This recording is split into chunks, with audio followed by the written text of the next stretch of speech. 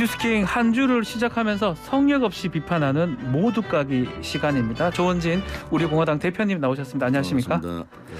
자, 태풍이 걱정입니다. 특히 남해안 지역이요. 지금 남해 제주나 예. 남해안 쪽이 굉장히 멘붕 상태지 않습니까? 예. 나머지 준비를 잘 하셔서 예. 피해가 없이 잘 지나가기를 바랍니다, 진짜로.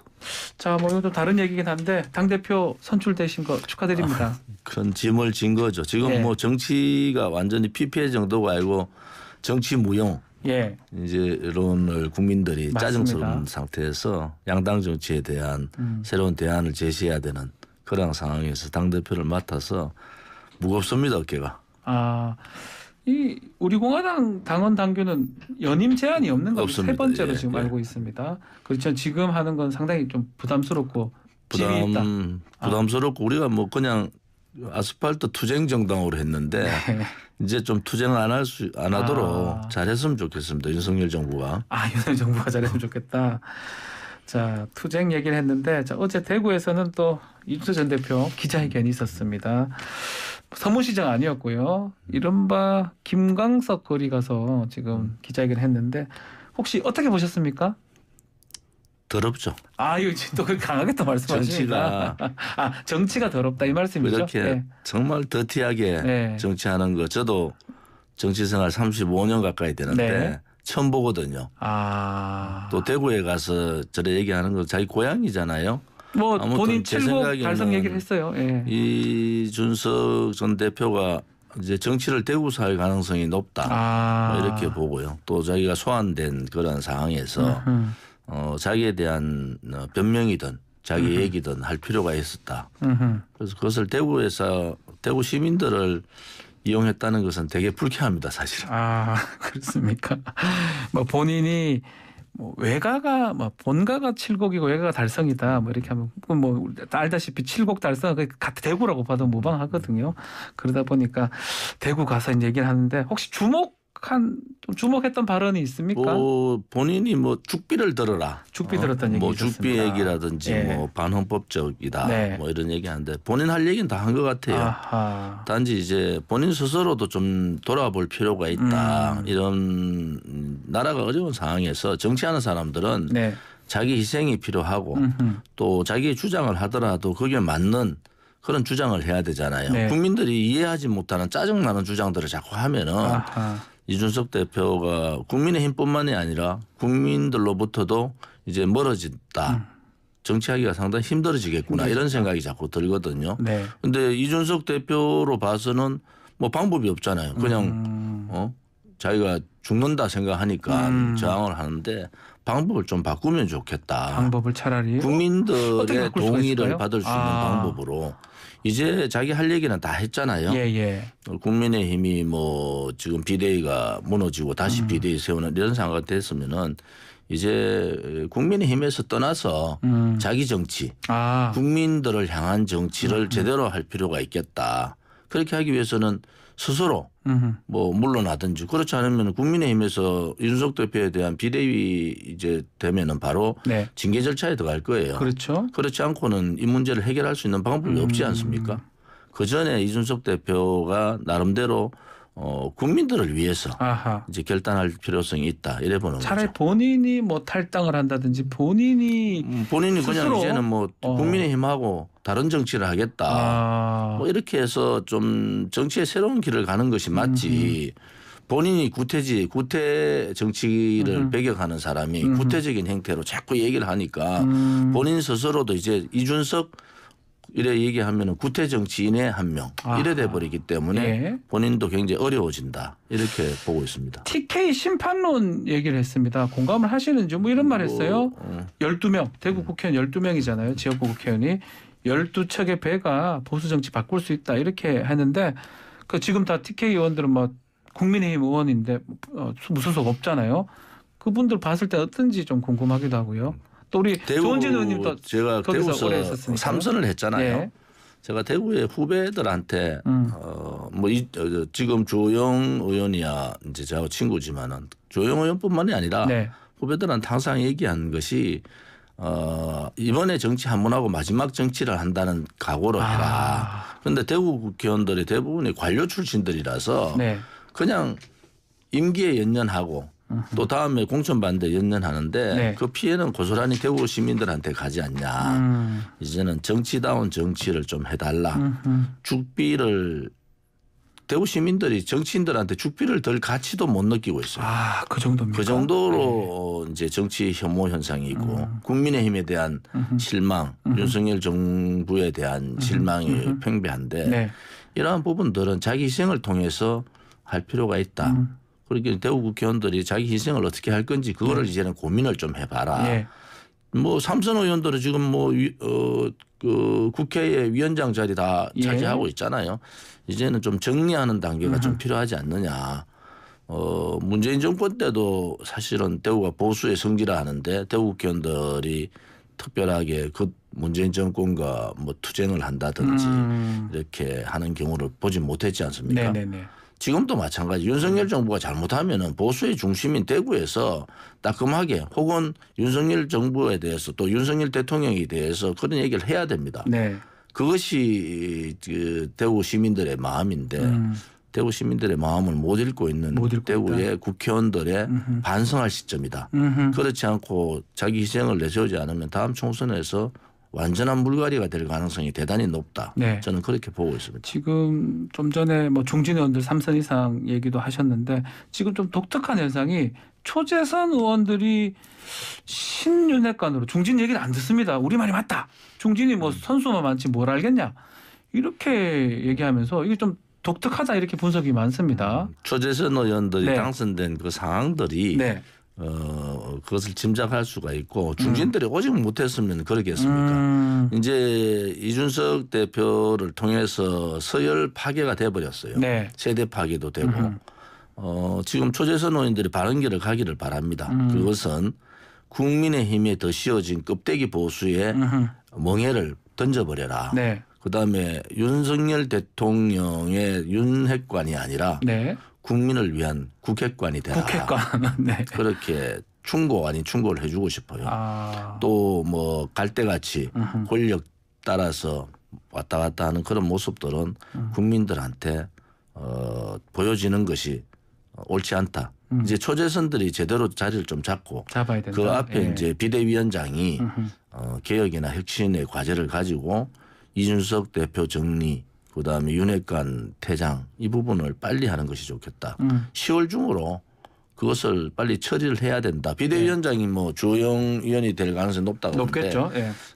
주호영 위원장도 뭐 정치에 더 미련 갖겠습니까? 이제 마지막 정치한다 생각하고 당을 똑바로 또 국민을 바라보는 국민이 주인되는 정당 네. 뭐 이런 정당으로 탈바꿈할 수 있지 않습니까? 그것이 또 변화의 기제들이에요. 한번 변한다고 하면 국민들 잘 속이는데 이제 국민 속이지 말고 진정하게 좀 변화해라 이런 말씀을 드리고 싶네요. 대표님 예전에 참 젊은 사람으로 보수 정당도 많이 바뀌어야 된다. 그러면서 이준석 대표를 그렇게 나쁘게 보진 않았던 것 같은데 좀 생각이 좀 바뀌었습니까? 아니 저는 이준석 대표에 대한 네. 부분들은 지난 탄핵 과정을 보면서 이 사람이 굉장히 자기 중심적이다. 그러고 배신을 항상 할 수 있는 사람이다. 이런 생각을 가지고 이준석 대표 당대표 될 때 아마 제가 유일하게 그랬는 것 같아요. 네. 이준석 대표가 큰일 친다. 나중에 얘기가 돼서 대비해야 된다. 이런 얘기를 했는데 새로운 정치라는 것은 생각도 발라야 되고 나이가 젊다 해가지고 새로운 정치를 하는 건 아니잖아요. 네. 요즘 이제 이준석 대표를 보면서 오히려 청년 정치가 굉장히 어렵게 됐다. 그것은 이준석 대표의 책임이 굉장히 크다 이래 보고요. 네. 또 새로운 변화라는 것은 확고한 국가관, 그다음에 신념, 변화, 개혁에 대한 의지, 용기 이런 것이 필요하지 않겠습니까? 네. 그런 사람들이 정치를 하는 그런 대한민국이 돼야지 올바른 정치가 된다 이렇게 보는 거죠. 자, 결국 말씀하신 것처럼 돌고 돌아서 주호영 비대위가 출범할 것 같은데 결국 보면 이 싸움 자체가 2024년도 총선 공천 삿바 싸움이다. 이렇게 보는 경우가 있더라고요. 그런데 한 번 지나가면 물론 다시 못 돌립니다. 윤핵관들이 이번에 정면에서 퇴진하면요. 네. 다시 못 돌아옵니다. 돌아올 수 없습니까? 왜냐하면 이것은 국민들 마음을 너무 아프게 했고 또 윤석열 대통령이 그때 정도 되면 정치를 이제 알게 되는 거예요. 네. 윤핵관들 필요 없는 거죠.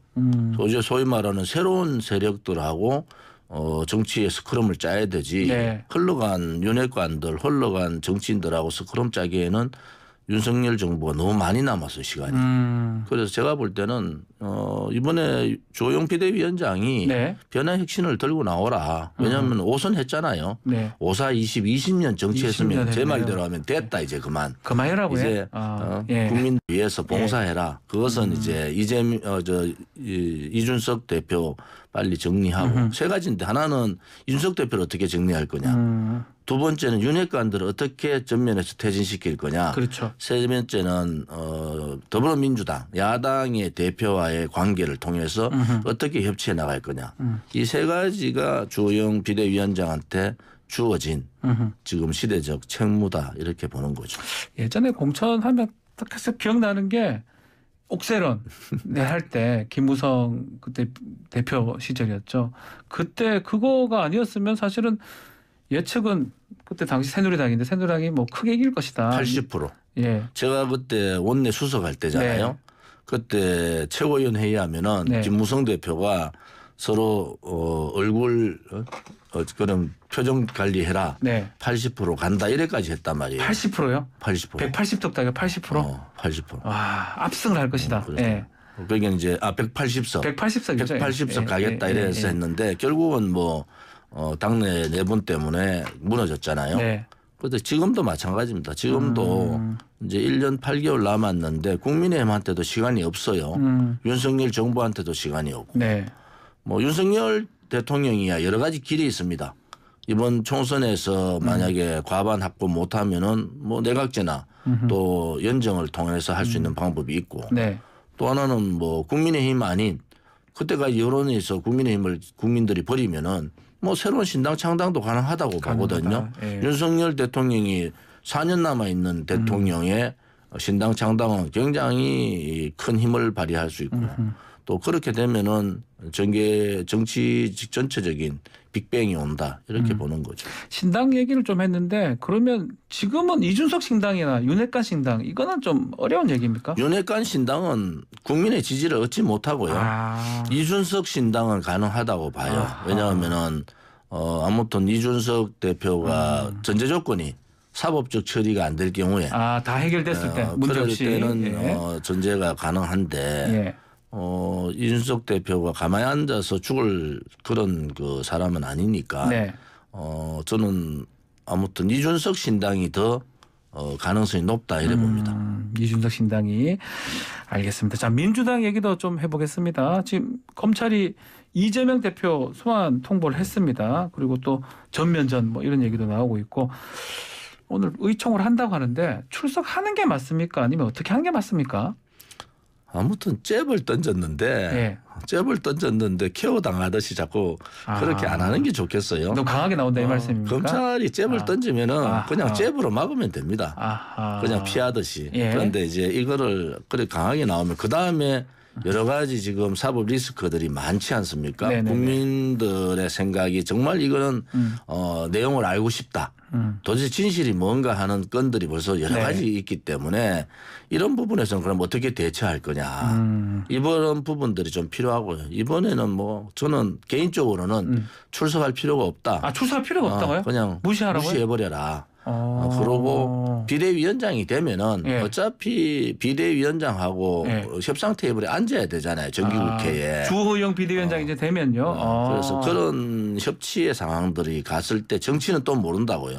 단지 하나 국민들이 예를 들어서 부정부패 범죄를 그냥 덮는다. 이건 안 되지 않습니까? 그러면 그렇지 않은 상황에서 정치를 어떻게 풀 거냐. 이것은 주호영 비대위원장하고 이제 이재명 당대표하고 서로 간에 풀어야 될 문제다. 그러면서 이제 여야 영수회담도 가능하지 않겠습니까? 정치가 그런 건데 지금 포토라인 쓴다 해가지고 이재명 대표한테 뭐 도움이 되겠습니까? 혹시 그 민주당에서는 이거 제가 안 되는 거를 지금 한 것 같다 이런 것 그래 무시해야죠. 예, 그런 것도 있는 겁니까 대표님 보실 때는? 뭐 그런 면도 왜냐하면 이게 선거법 문제는 예. 아무튼 자의적이냐 타의적이냐 그것이 법적인 문제가 되느냐의 잣대가 굉장히 애매합니다. 네네네. 100만 원 기준도 있고 그렇죠. 뭐 여러 가지 애매한데 이런 부분들을 이번에 국민의힘 상황에서 사법에서 재판에서 네. 판사가 이런 결정을 내리면 정치가 빅뱅이 돼버렸는데 이번에 만약에 그 야당 이재명? 대표 예. 이재명 대표의 문제를 그렇게까지는 끌고 가지 않을 거다. 저는 그래 봐서 이번은 무시할 필요가 있다 이래 보는 무시할 거죠. 필요가 있다. 예. 자, 또 민주당 맞불로 김건희 여사 특검 특별법 얘기를 하거든요. 오늘 보도에 따르면 이재명 대표 나도 받아들일 테니 같이 하자 이런 얘기까지 하는데 이 부분 어떻게 보십니까? 이재명 대표 그래 하면 안 되죠. 아 너무 너무 강하다. 아무튼 예. 말을 이재명 대표가 제가 뭐 여러 가지 장점이 있지만 네. 뭐 제일 큰 단점은 말이 너무 많아요. 아 말이 많아요. 그 말에 네. 다리가 걸려가지고 아하. 굉장히 어려운 점을 겪고 있거든요. 예. 그래서 이번에는 말을 하면은 야당 제1야당 대표잖아요. 제1야당 대표로서의 무게를 좀 가지고 그 말을 하면 이재명 대표가 얘기하면은 100% 실천한다. 이런 신뢰감을 줘야 되지 않습니까? 그래서 그런 신뢰감을 줄 필요가 있다. 그래서 뭐 저는 사실은 뭐 김건희 여사에 대한 특검 뭐 국민들이 알고 싶어하는 것은 해야 된다는 입장이에요. 단지 특검은 방법은 아니다. 아 특검은 아니고 그렇지 않고 여러 가지 야당이 아이디어를 내면은 여러 가지 관계가 있을 겁니다. 그것이 이제 주호영 비대위원장하고 요 3개월 동안 10월, 11월, 12월 3개월 동안 이재명 당대표가 풀어야 될 문제다. 어떻게 강대강으로 갈 거냐. 그렇지만 국민들을 위해서 조금은 협치를 할 거냐. 그렇다 해가지고 부패를 덮는 그런 수준은 국민이 용서하겠습니까? 네. 그런 부분에 있어서 좀 지혜가 필요하다. 그것이 정치력이죠. 자 마지막으로 지금 야당에서 정경심 전 동양대 교수 형집행 정지 촉구를 하고 있는데 막 기억이 나시는지 모르겠어요. 조국 전 장관이 그래도 박근혜 전 대통령 형집행 정지를 좀 받아줘서 치료가 좀 조국 장관이 받은 건 아니고 예. 아무튼 윤석열 그 당시 중수부장이 그렇죠. 서울중앙지검장이죠. 예. 아무튼 거부를 2번을 거부했는데 네. 조국 장관이 치료 관련 이런 부분들은 했는데 형집행 정지를 받은 건 아니고요. 아니, 예, 뭐 그치 재임 시절에 되는 거는 말씀드립니다. 제가 볼 때는 아무튼 많이 된다? 아프면은 형집행 정지 해야죠. 단지 이제 그 과정들이 뭐 치료를 받는다든지 의사의 소견이 있다든지 이런 과정들을 겪었는데 박근혜 대통령 때는 의사의 소견을 다 내도 네. 거부해 버렸잖아요. 그래서 이제 병이 굉장히 더 진행이 돼서 지금도 아직 회복이 안 된 상태지 않습니까? 뭐 죄는 밉더라도 사람을 미워하지 마라. 그러듯이 뭐 병이 그렇게 악화된 상태면은 형집행 정지가 왜 불가능하냐. 저는 그런 입장에서는 좀 대범해질 필요가 있다. 한동훈 장관도 좀 한동훈 장관 자기 소관이 아니라고 얘기할 거예요. 중앙지검장이니까 그러니까 그런 부분들도 윤석열 정부가 좀 틀 거는 좀 틀고 가라. 아하. 이런 입장을 얘기해 주고 싶어요. 알겠습니다. 자, 오늘 또 굵직한 얘기들 많이 잘 들었습니다. 오늘 말씀 여기가 되겠습니다. 감사합니다. 고맙습니다. 조원진 우리공화당 대표님과 말씀 나눴습니다.